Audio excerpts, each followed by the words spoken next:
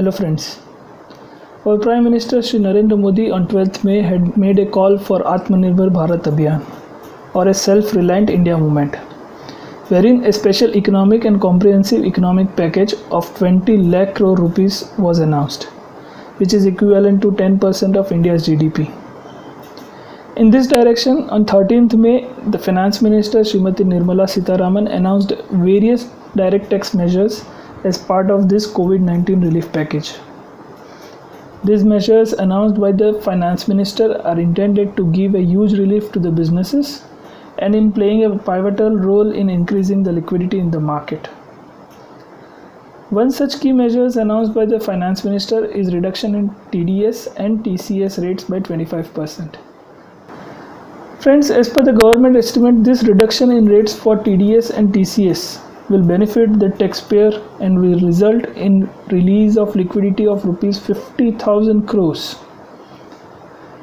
I, Nirav Sheth, will take you through this presentation on TDS rate reduction and how does it benefits the taxpayer.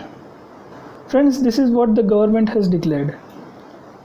In order to provide more funds at the disposal of the taxpayers, the rates of tax deduction at source, that is TDS, for non-salaried specified payments made to residents, and rates of tax collection at source, that is TCS, for specified receipts shall be reduced by 25% of the existing rates. Friends, one important thing to note here is this reduction is applicable for non-salaried specified payments. So this would not be applicable for the salary payments. So what all payments would be covered here?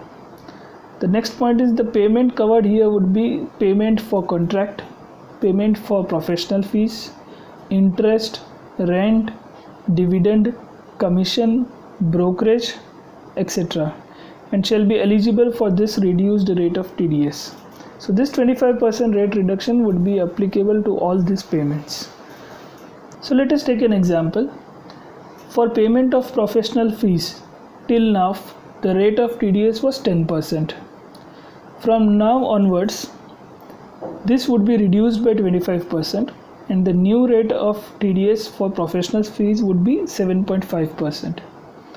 Similarly, the payment for contract till now used to attract TDS at 1% in case of individual contractor, which will now be reduced by 25%, so the new rate would be 0.75%. This reduction shall be applicable for the remaining part of the financial year 2020-21. That means from 14th May 2020 to 31st of March 2021, any payments made would attract this reduced rate of TDS, and there is a government estimate that this measure will release the liquidity of rupees 50,000 crore in the hands of taxpayers. Further, it is important to note here, friends, that this reduction in rate is only to the extent of TDS and TCS. There is no actual reduction in the tax liability of an taxpayer. At the end of the year, the tax would be calculated based on the income tax slabs only. On a screen, you can find a table containing the nature of payment, the existing rate of TDS, which is now the old rate of TDS, and the new rate of TDS, that is the reduced rate of TDS from 14th May till 31st March 2021. So that's it, friends, for the TDS and TCS part. See you soon in the next video, wherein we'll discuss the relief granted to the MSME units.